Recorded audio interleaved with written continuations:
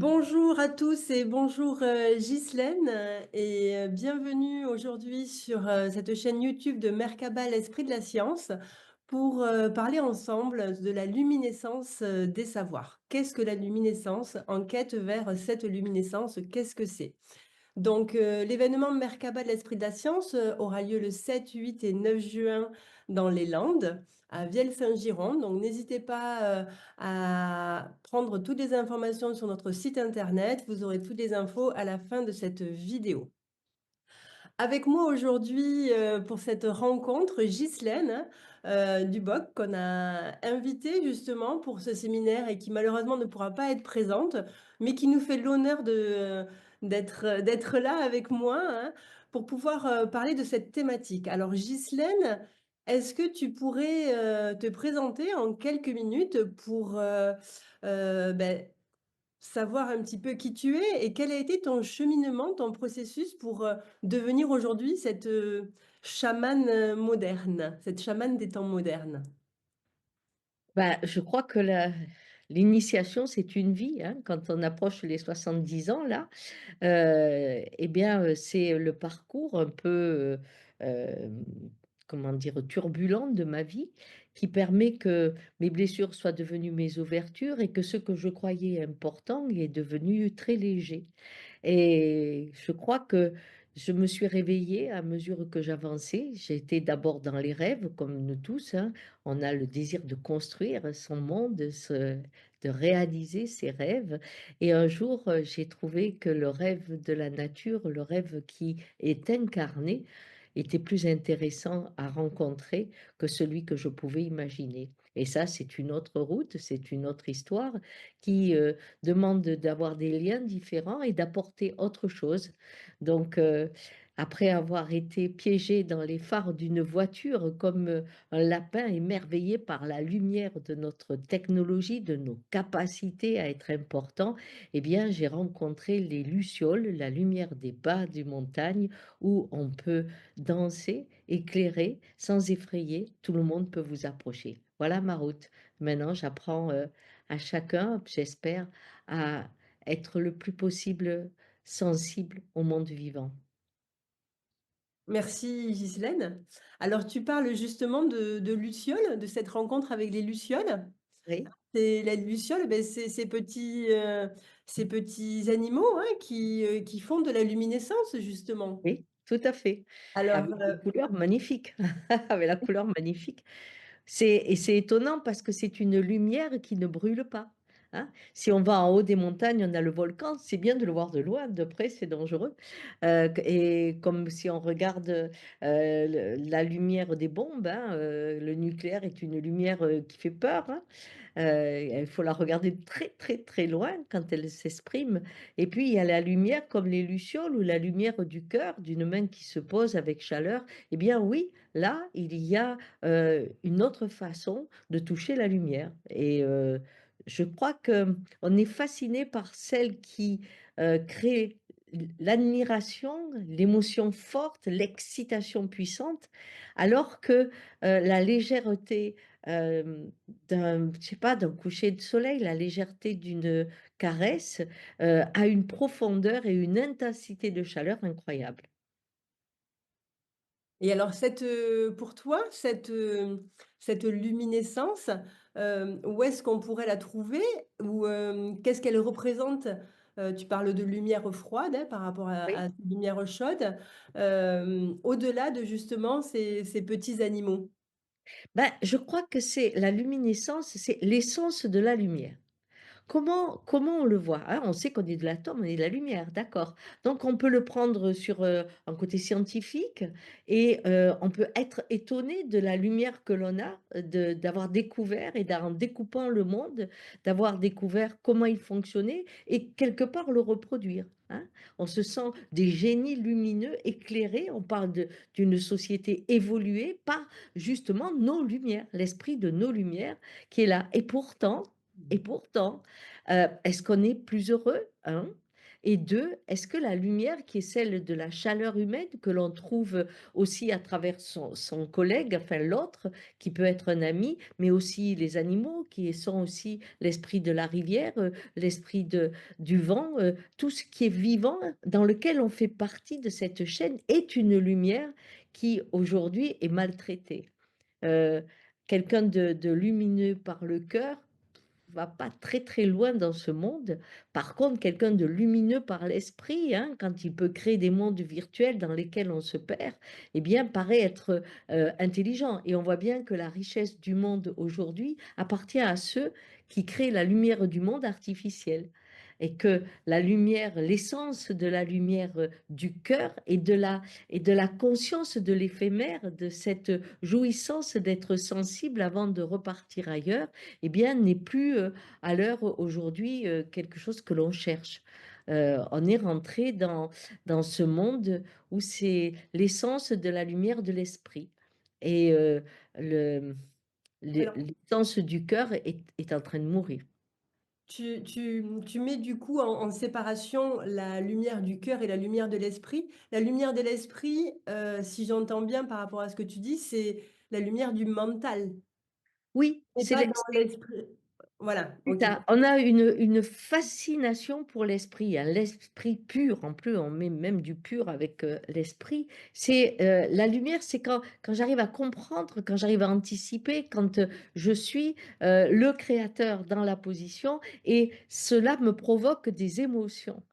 Quand je suis dans la sensation et que j'ai cette joie qui arrive, je peux dire à quelqu'un: «Oh là là, tu es belle comme un soleil», eh bien, c'est sa beauté qui m'a amené l'image du soleil. C'est ça qui est très différent, c'est que quand on passe par l'esprit, on crée nos images qui nous amènent une excitation et c'est quand l'essence de la lumière de l'esprit a pris le pouvoir, ce qui est le cas aujourd'hui, eh bien, nous créons notre réalité à partir de là. Alors qu'il y a une autre possibilité, c'est de créer l'essence du corps, de la sensibilité qui amène une rencontre avec une réalité qui nous étonne et nous bouleverse aujourd'hui, car celui qui part du sensible aujourd'hui, eh bien, est souvent terrifié, apeuré et triste, et même désespéré quand il voit que cette lumière détruit tout ce qu'il y a dessous.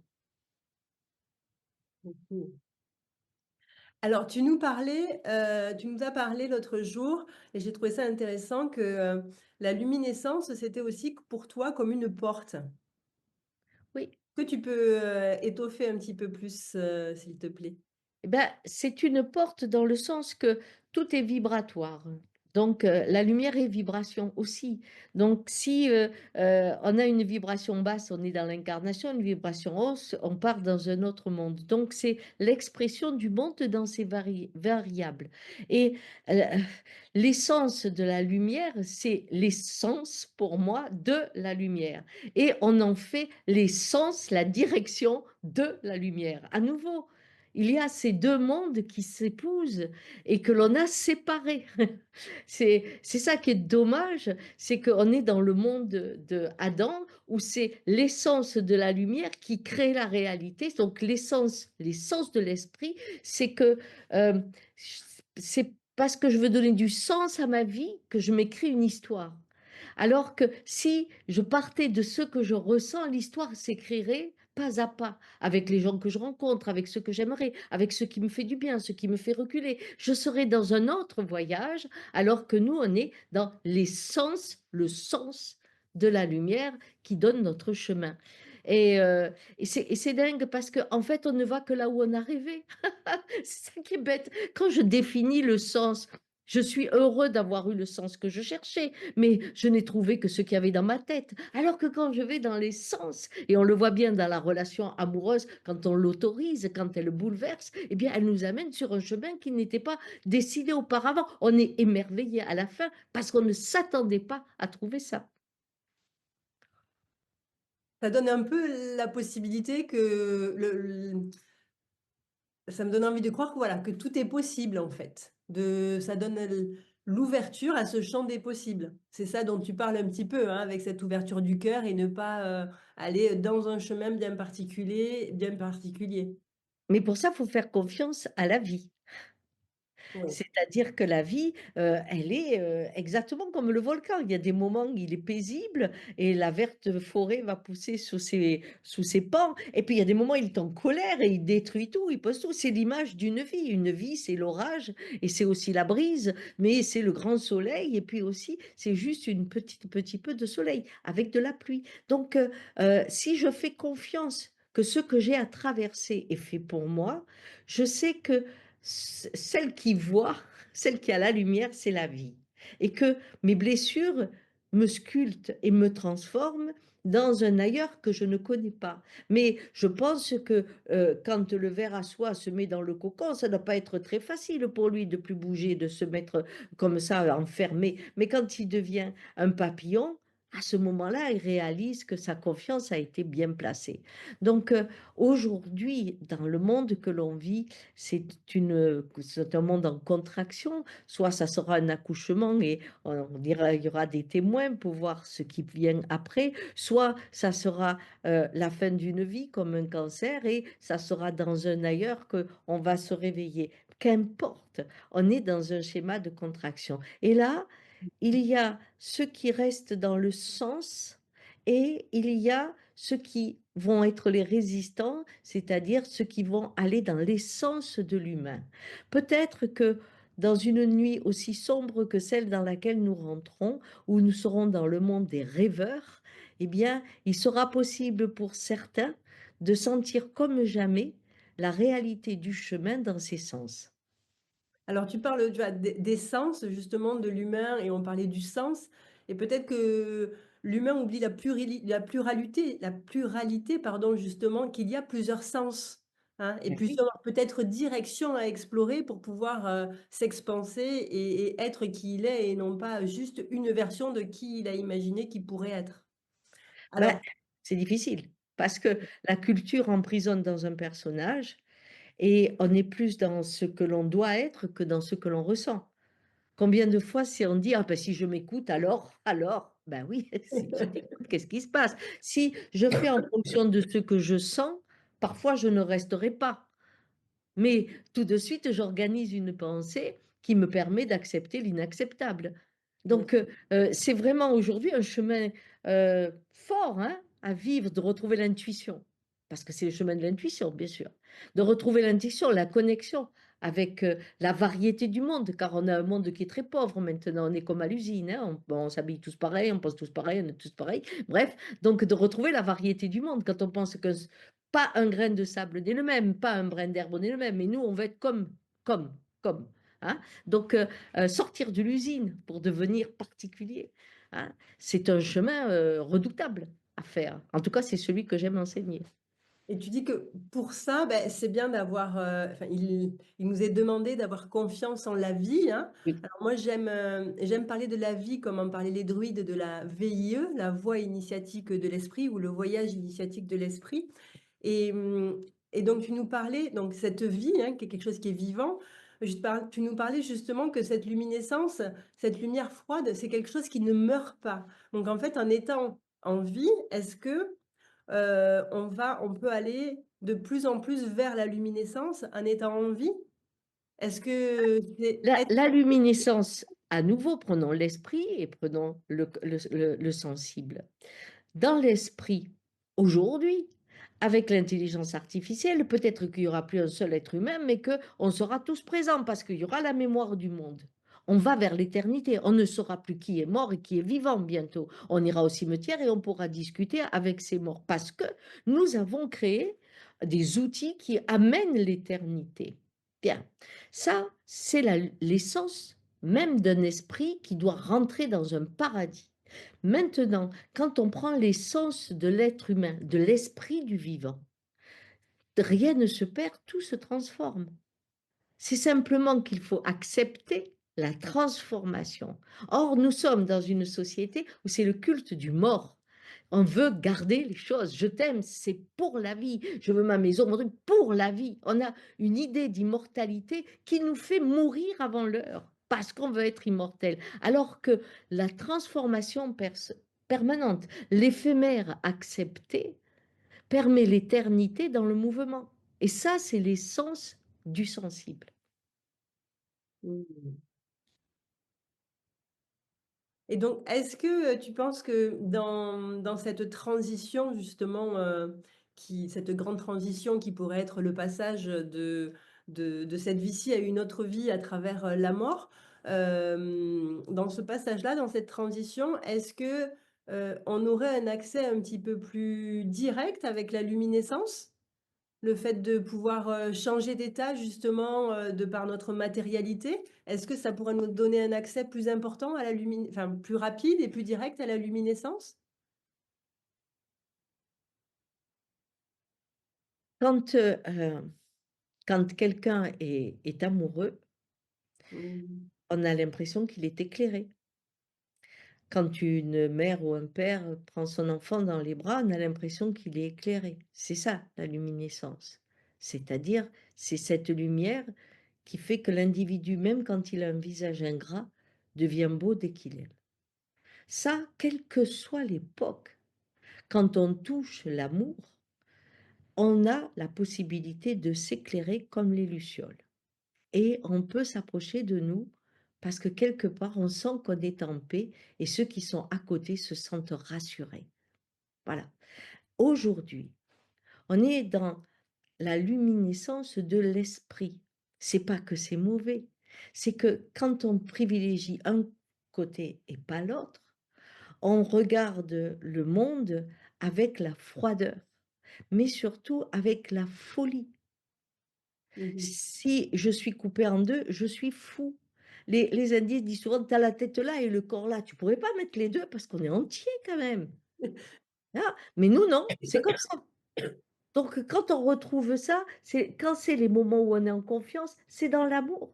Qu'il se présente sous forme d'amitié, qu'il se présente avec un animal, qu'il se présente sous toutes ses formes.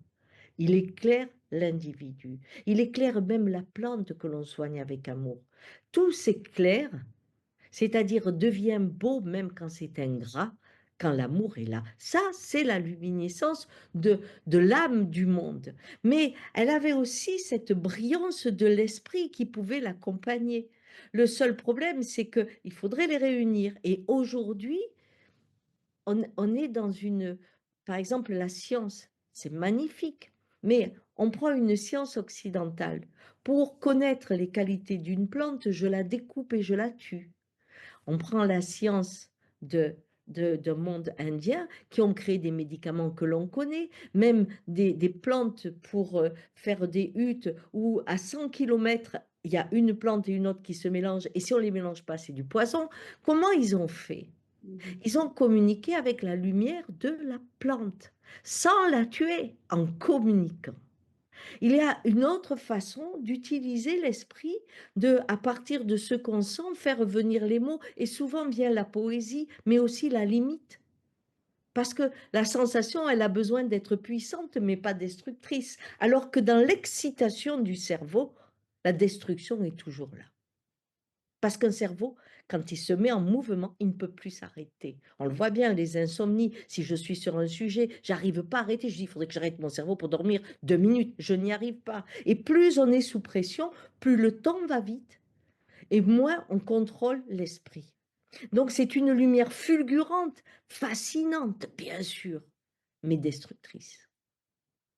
On ne dira d'un type brillant dans les affaires, on pourra l'admirer, mais on ne le trouvera pas chaleureux. On le trouvera puissant, mais dans la puissance froide du monde. Il peut oser faire ce que nous, on n'oserait pas. Sa lumière est un glaive et il n'en a pas peur. Alors ça me fait penser à je ne sais plus qui disait ça, la différence entre briller et rayonner, hein. Ah Briller, oui, c'est que pour briller, il faut polir et rayonner, beh, ça vient de l'intérieur vers l'extérieur. C'est quelque oui, chose qu'on n'a pas besoin de venir, chercher à nettoyer. C'est quelque chose qui est de par le fait, quoi. oui et la brillance, comme tu dis, de polir, elle est aujourd'hui très, très difficile. Enfin, par exemple, quand on fait des conférences, hein, nombreuses ou qu'on est souvent sur les réseaux et cetera, on peut avoir beaucoup de gens qui vous admirent. Et à ce moment-là, il y a une lumière qui se met du personnage qui communique. Et souvent, les gens, que je le vois bien avec les artistes, par exemple, à un moment, les gens ne voient que l'artiste. ce qui fait qu'il y a une mort à l'intérieur bien de sûr, tous les feux d'amour qui le composaient et ça devient quelqu'un que si on ne le regarde plus, il meurt et bien c'est sûr. ça, la cette lumière de polir, c'est une lumière où c'est le regard de l'autre qui fait briller, alors que le rayonnement, c'est la jouissance de soi qui fait briller. Ça change tout. Ouais, merci. Tu parlais justement du langage avec, les autres règnes et notamment, le règne des plantes là par rapport à j'imagine tu parlais de l'ayahuasca par exemple, hein, Oui, quand tu oui. fais ça. Donc est-ce que la luminescence pourrait être un langage, entre les règnes? Ben, on est à la base quand, D'accord. on finit, on regarde la physique quantique, on n'est que de la lumière. On est une vibration de lumière, point. Mais que ce soit une plante, que ce soit un animal, que ce soit le reste. Mais c'est pas, je veux dire, on n'invente rien là. On sait qu'on est ça. C'est pour ça qu'à la source, on ne fait qu'un. Alors, j'entends évidemment, bien tout ce que tu dis. Maintenant, est-ce que, tu pourrais donner, parce qu'il y a plein de personnes, on leur dit, beh, si on leur dit: «Beh, il faudrait parler avec les plantes pour, pouvoir, écouter ce qu'elles ont à nous dire». Alors il y a plein de personnes qui pourraient, nous dire: «Mais ben, déjà dans le premier abord, non». Et puis il y en a qui pourraient nous dire: «Oui, mais en fait, comment je fais?» Alors, c'est à nouveau soi-même, comment dire? Quand on a une oreille, par exemple, ou prenons le vin. Si on commence avec le vin, souvent on commence avec des vins très forts pour bien faire la différence et puis à mesure qu'on connaît le vin, on va dans des vins de plus en plus sensibles, puis de plus en plus subtils et plus on aime le vin, moins on en boit. On en boit, mais d'une façon très précautionneuse parce que quelque part, un verre de vin, quand il est vraiment pris dans l'ensemble de sa saveur, apporte énormément de satisfaction. Mais on va retrouver la même chose avec la musique. Au départ, on a des musiques fortes qui arrivent et puis petit à petit, on peut aimer juste le chant et un jour, on peut écouter le chant des oiseaux et c'est autrement. De la même façon avec la peinture, c'est l'art de commencer à sentir son corps vibrer à la relation. Tout passe à la vibration. Nous, tout est objet, même l'autre est un objet.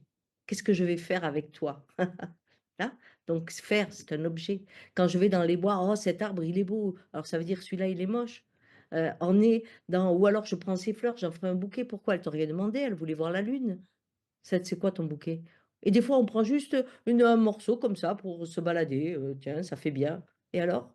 On tue comme ça? Si je suis dans la rencontre, sensible du monde, je peux plus marcher dans les bois de la même façon et je rencontre pas les arbres ni quoi que ce soit de cette façon-là. Je suis en résonance. C'est le son vibratoire du monde qui m'éclaire et me donne, une sensibilité à tel endroit. Je vais avoir des lieux où je sais que je ne vais pas rester. Souvent, quand je vais dans des endroits, je peux découvrir une source dans un endroit qui existait avant. Je vais dans un immeuble, je vais dire: «Oh là, vous pouvez mettre que de l'administration, il y aura jamais du mouvement» ou là, il y a que ça parce que je le sens, parce que la vie s'inscrit et se projette directement. C'est la vibration qui crée après les images. Mais si on est fermé et qu'on a le monde comme un objet, à ce moment-là, on peut croire je vois des gens, par exemple, qui viennent et qui embrassent les arbres, mais ça me fait rigoler parce que ce qu'il y a de très bon dans cette histoire, c'est qu'ils ouvrent les bras et ils se lâchent. C'est déjà, énorme. Mais en fait, ils communiquent avec ceux qu'ils imaginent qu'ils doivent recevoir de l'arbre, parce qu'il y a des arbres qui vous veulent pas. Il y a des arbres qu'il ne faut pas approcher, ils ont pas envie de vous. Par contre, l'autre peut le faire. Quand on sait que le monde est sensible, ah, on est précautionneux avec. Mais c'est lui qui nous bouleverse. Seulement, à ce moment-là, on ne rentre pas dans un métro, on ne rentre pas dans une ville de la même façon, parce qu'on est secoué par ce qui se passe.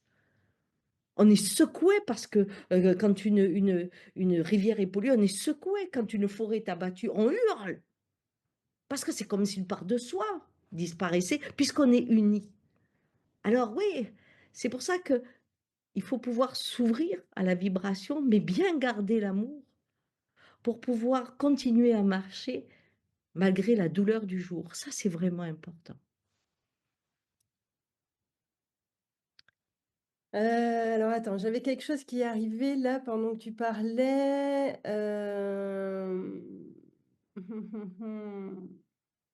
Oui, justement par rapport à ce langage, hein, dont tu expliques bien, cette ouverture du cœur et quelque part ce ressenti, c'est Oui, est-ce que c'est juste, déjà une posture à acquérir, en fait, au départ, pour pouvoir, oui. au dé de commencer la communication en disant, en fait, juste: «Je suis à l'écoute, j'ai rien à te demander. C'est juste, je veux être à l'écoute de ce qui est» et après on pourra enchaîner la conversation, voir s'il y a quelque chose qui vient de toi, parce que toute seule, je fais un monologue. Bah, je crois que parler en son nom permet à l'autre de parler au sien.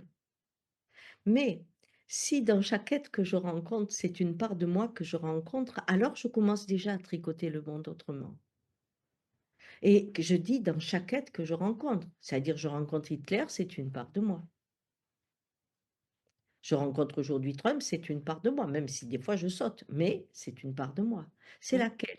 À l'intérieur de moi, je peux la comprendre. Si je peux la comprendre, à un moment donné, je vais la tolérer, l'accepter. Ce qui fait que mon rapport à l'autre, au monde extérieur, va changer, parce que je rentrerai dans une compréhension fine. C'est pour ça qu'il y a 2 choses. C'est vraiment l'autre est une porte qui mène à moi et dans chaque être que je rencontre, c'est vraiment une part de moi. Donc à partir de là, comment je peux rencontrer cette, dimension avec, au départ, la respiration? Quand je suis proche de quelqu'un et qui m'énerve, je respire beaucoup moins bien et je sais que là, il se passe quelque chose. Donc je touche cette fermeture qui va me conduire à cette part de moi qui existe. Ah oui, parce que et Dieu sait que je le fais maintenant depuis des années, hein, cette, cette pratique. Il n'y a pas un personnage, même le plus monstrueux, qu'on ne trouve pas à des niveaux différents. Sur une échelle de 10, je peux rencontrer quelqu'un qui veut l'excellence, hein, qui veut arriver à cette sélection. C'est la mode aujourd'hui, hein, tout le monde veut la race supérieure, veut ceci, cela. Donc on rentre dans ces hauteurs et on va dire: «Oh là là, c'est horrible Hitler, tu te rends compte la sélection qu'il voulait», comme bien d'autres avant lui d'ailleurs, et aujourd'hui c'est certains qui le réclament à nouveau, eh bien, comment je vais faire pour le trouver à moi? Moi, femme de cœur ouverte, et cetera. Ben oui, mais quand mon éducation veut que je détruise les parts de moi qui abîmeraient mon personnage, je fais exactement comme eux. Si je suis quelqu'un de fort et que je ne dois pas montrer ma faiblesse, je fais comme eux. Je détruis la part de moi qui me plaît pas parce que ça fait moins beau. Voilà. Alors je l'ai trouvé mon Hitler, ou mon Trump, je l'ai trouvé. Donc cette, façon, qu'est-ce que ça me fait une fois que je trouve ça? Je me dis: «Qu'est-ce qui se passe?» Eh bien, c'est que je pense qu'il y a une obligation de perfection quelque part et que je ne peux être que ça. Alors, je cherche chez moi les fois où je me suis ouvert autrement et là, je comprends peut-être les mots, le dialogue, les actions qu'il faudra monter pour permettre au plus grand nombre de ne pas se laisser emporter dans cette vision noire ou blanc du monde. Voilà. Merci pour cette explication-là, parce que je la trouve, en tout cas, elle me parle. Je la trouve juste, que d'enseignement, que d'enseignement. Alors, hem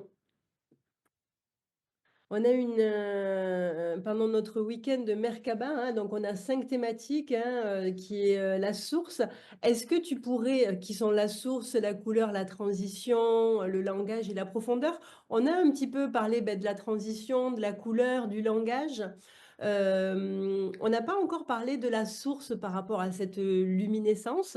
Hem, Est-ce que pour toi, il existe il existerait une source, de luminescence qui serait peut-être à l'intérieur de nous, à l'extérieur, peut-être que nous sommes cette source et quelles seraient, ses propriétés et qu'est-ce qu'elle nous apporterait dans notre quotidien, si on pouvait s'y connecter de plus en plus?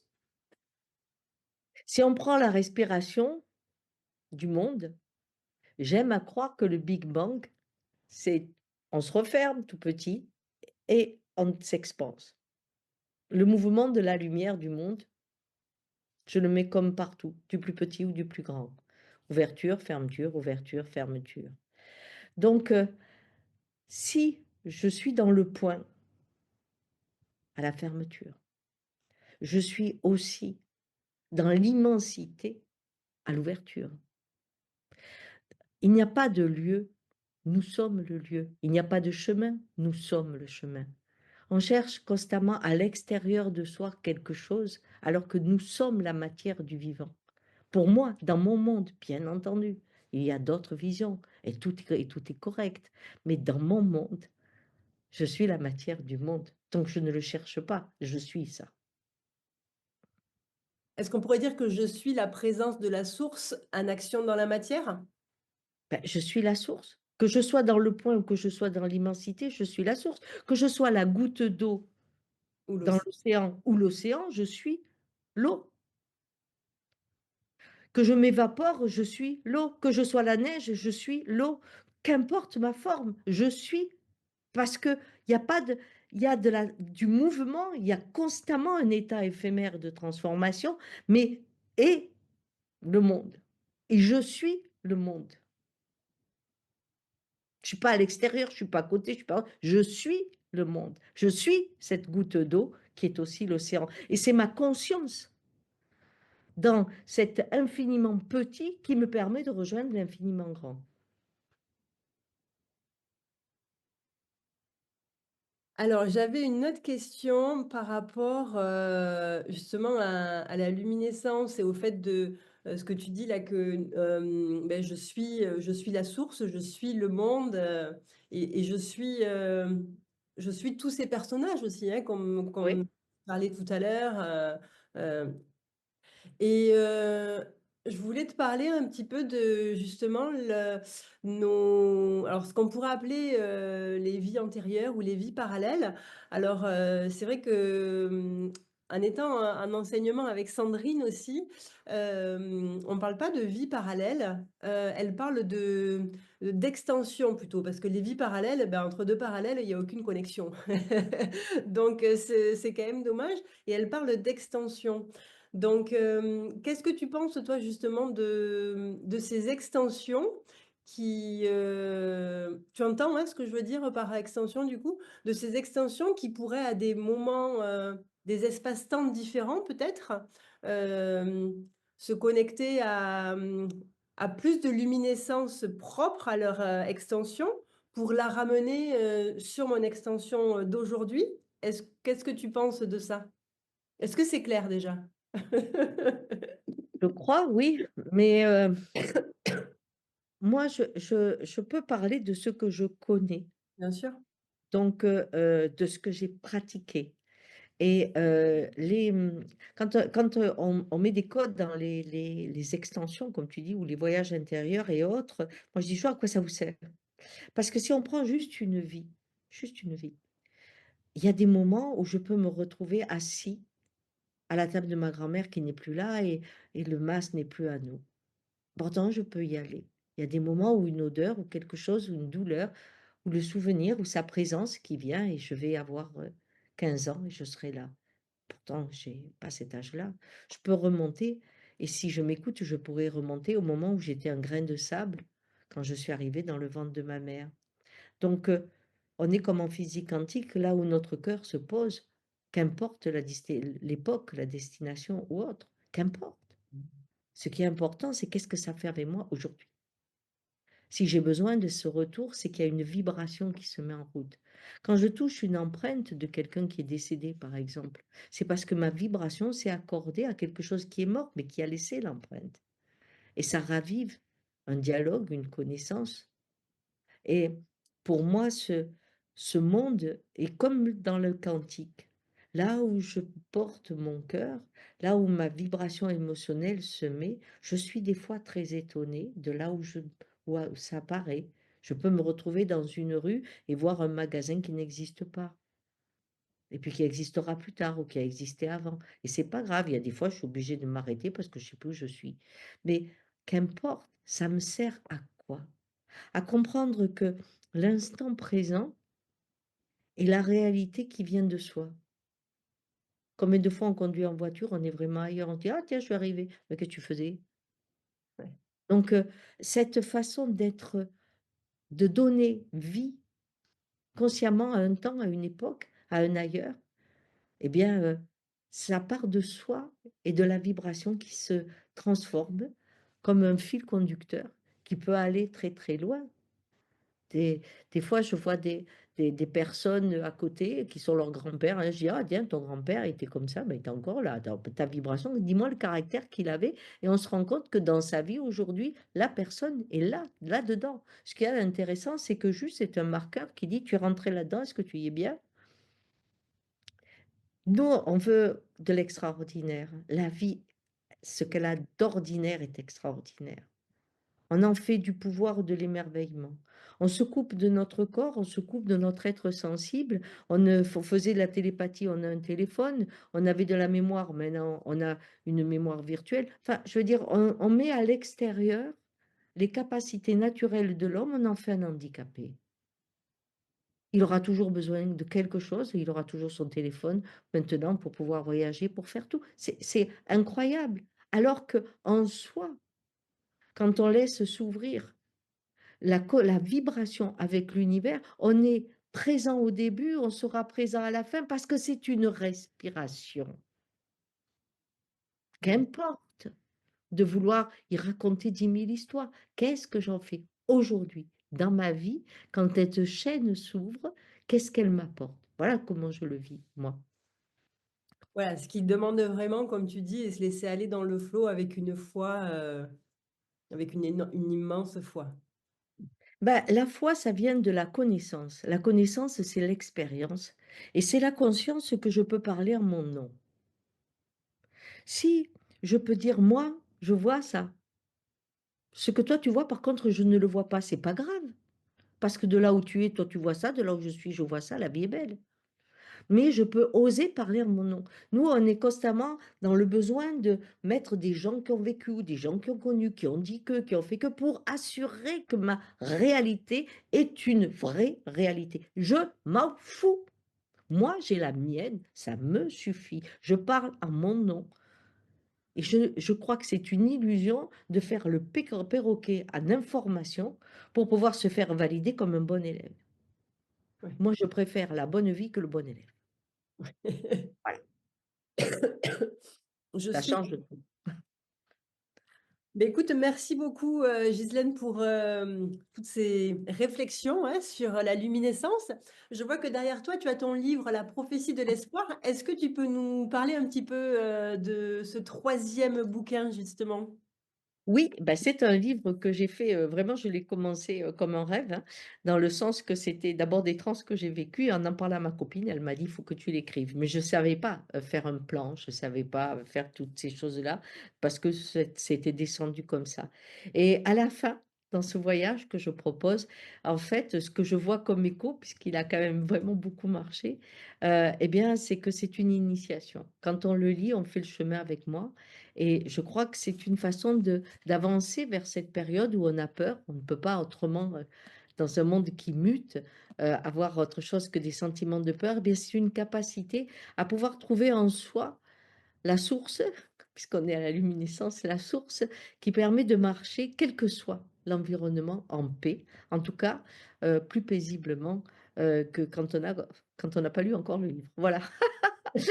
Bref, c'est un livre, facile à lire, hein, parce que je trouve que les choses simples, ça permet d'avancer, aussi en profondeur. On n'a pas besoin de compliquer le monde pour le rendre accessible, mais de se retrouver dans le partage aussi, eh bien, ça permet de faire cette initiation, heu comme un voyage, et voilà. Donc je suis très contente de ce livre, faut dire. Je ne m'attendais pas qu'il avait ce succès, et aussi j'ai l'impression que c'est pas tout à fait le mien parce que, je l'ai suivi, voilà. Et vraiment j'ai suivi les choses et je ne savais pas comment ça allait finir, hein. Donc en fait, je ne savais pas comment la prophétie allait arriver, je savais rien de tout ça. Donc j'ai été le premier lecteur de mon livre, voilà. Super. Donc c'est vraiment un livre d'accompagnement, hein, dans, ce monde, Oui, en tumulte. oui, dans tout ce que j'ai parlé un peu aujourd'hui quand même, voilà. La prophétie de l'espoir, super. Ben écoute, merci beaucoup Ghislaine pour, tous ces échanges sur la luminescence. À la fin de la vidéo, je vais mettre les liens de, beh, où est-ce qu'on peut te retrouver, où, quand, tes stages, tes formations, le lien avec, ton livre également. Et puis, pour nous, vous pouvez nous retrouver, sur, www.l'espritdelascience.com. Vous pouvez aller sur Hello Asso aussi, la luminescence des savoirs, Merkabah, l'esprit de la science, pour, réserver vos places pour ce beau week-end, ce magnifique week-end à venir pour Pentecôte, les 7, 8 et 9 juin, avec, de nombreux intervenants. Donc on aura avec nous, parmi d'autres, Philippe Bobola, on aura Stéphane Drouet, il y aura également, Véronique Wagner, Loïc Etcheverry et j'en passe parce que je les ai plus en tête. Voilà, un beau cocktail, de personnes très intéressantes, des pointures dans leur domaine pour, toujours aller un petit peu plus vers cette quête de la luminescence. Merci à tous et Merci à toi.